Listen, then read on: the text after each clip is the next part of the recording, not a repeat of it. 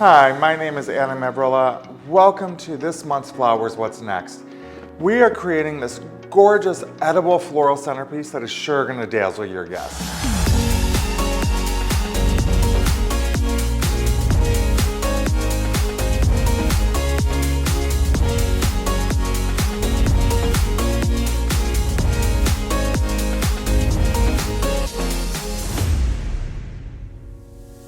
Let's prep all of our items to begin with. So first we're going to have is our terracotta dish. That is going to be the base, and floral foam that's going to go inside of this. What we're going to want to do is soak the floral foam. I'm using the vase of water just to show you how it should be done, but you could float this in your sink or in a bowl. You always just want to let it go down on its own. Floral foam will come in different colors. It'll come in different shades of green. This is the midnight foam that is black when it's soaked. While the foam is soaking, let's prep our container. These terracotta pots often have a hole in it, and even if it doesn't, we want to line the inside, and I'm going to use a plastic garbage bag. The reason we line them is that terracotta will seep that water from the arrangement and leave a wet spot on your counter or on your table. So by lining it with a plastic garbage bag, it'll prevent the water from getting through. Once the bag's in, I go in and we're gonna cut the excess off.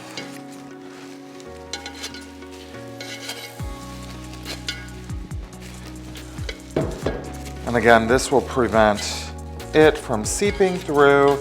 You will not get water everywhere in your home or wherever you put this. So just an easy line.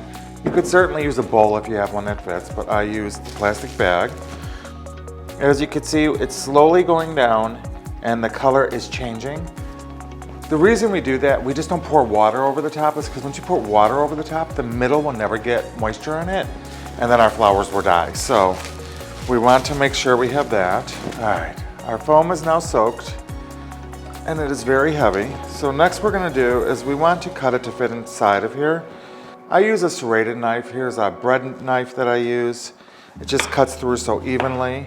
We're gonna take our foam, put it right inside, and then we're gonna take some more pieces from the same brick. And this foam you can get at the store, you can get it at a craft store.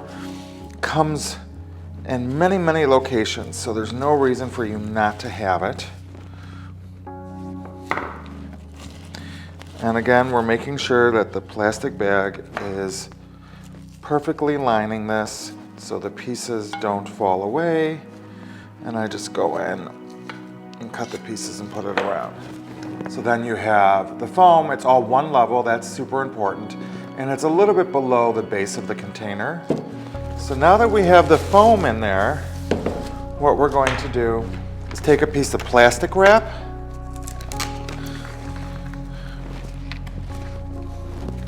put it over the top, and just put it in, and then you can trim around it to make sure that this fits pretty evenly. You can still stick the flowers through the plastic wrap, but the reason we put the plastic wrap on is because when we use our moss, you can use reindeer moss, this is sheet moss. When we use the moss, it's a natural material, so it'll soak up the water, and what the plastic wrap does is it creates a little barrier there. So then we can just go in and we can put the moss right in. And then it looks like our pot has moss and you don't see any of the things inside. Beautifully done. Helpful hint, you are gonna wanna water your arrangement, so just when you water it, just pick this up from the corner and take the plastic wrap up and just pour the water inside there. But for our purposes, completely covered, and our container is now ready to go. Now that we have the container all set, I already pre-set out the flowers from this month's beautiful, gorgeous bouquet. These contrasting of blues and yellows is absolutely stunning. We're gonna start with our hydrangea. And we're gonna want to make sure all of our flowers go through the moss, through that plastic bag, and deep into the foam so they have a lot of moisture. This flower I put right at the base. That's going to be our focal point, this gorgeous blue hydrangea. Next, let's take some carnations. Always making sure we have all of that space for the beautiful fruit and donuts that are coming. Sometimes it's a little hard to get in. Want to point something out in design for you. When you do it like this, it kind of looks like rabbit ears. If you're using two of the same flowers, push one down a little bit further. That way it's not so perfectly even. So we got our gorgeous tinted carnations. Next, let's add our beautiful spray roses. Because we want to see the fruit, I'm going to remove some of this foliage. And we're going to make sure we put it out and give us enough space. How beautiful is that? You see all the space we're leaving? We want to make sure that we still see all of this gorgeous moss at the bottom. We have one spray of mini carnations. So let's have this be our height flower. Now we have this gorgeous dome happening. Next is our, what do we have? We have daisies this month, yellow daisies, stunning. I'm removing all the foliage. Now we're gonna have our daisies go in, and we're gonna wanna balance that yellow, so we have yellow at the top, the yellow coming off to the side with the spray roses, and now we're gonna do the yellow with the daisies.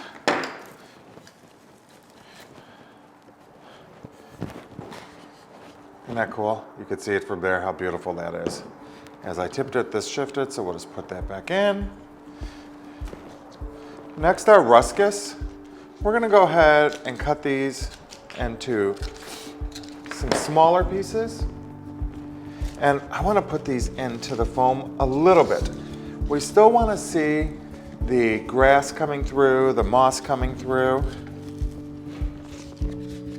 But I just wanna bring the flowers to the base. And we're gonna do that with both pieces.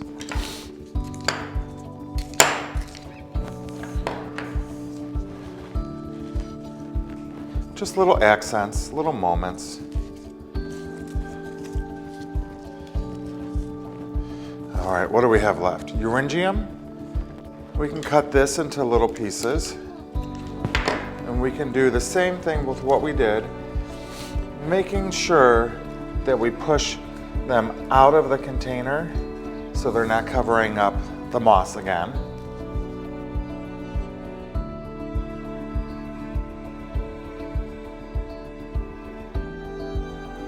Isn't that pretty?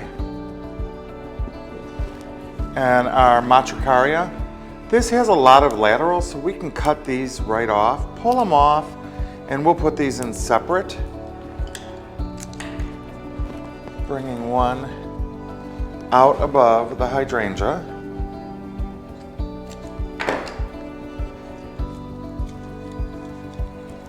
And these might be a little tricky to get through, but I promise you, you can, with determination, you could do it all.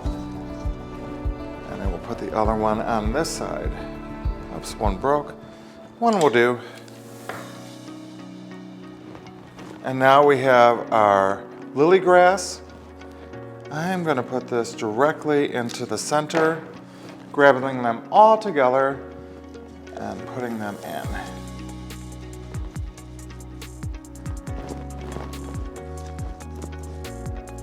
Now that our arrangement's done, we have plenty of space around the flowers to add in our edible items. I've already put some donut holes on skewers as well as some fruit. And we're gonna go in and start putting these around the flowers, making sure that none of the floral element actually touches the edible element. We wanna keep them separate. Oh, well, there goes that.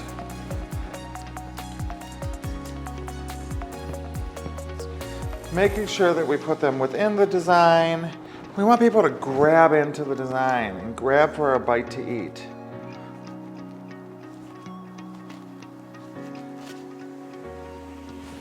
So that's our fruit. Now let's add some of these beautiful donut holes, and you could do cake pops, pretty much whatever you like to enjoy.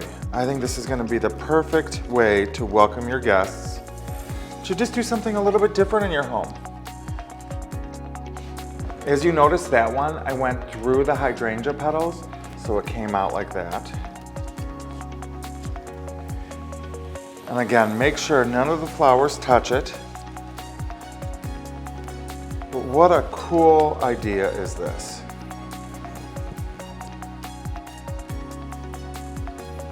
I hope you enjoyed, and I can't wait to see you create your own edible floral arrangement for your next event. Remember, like and subscribe, and we will see you next month.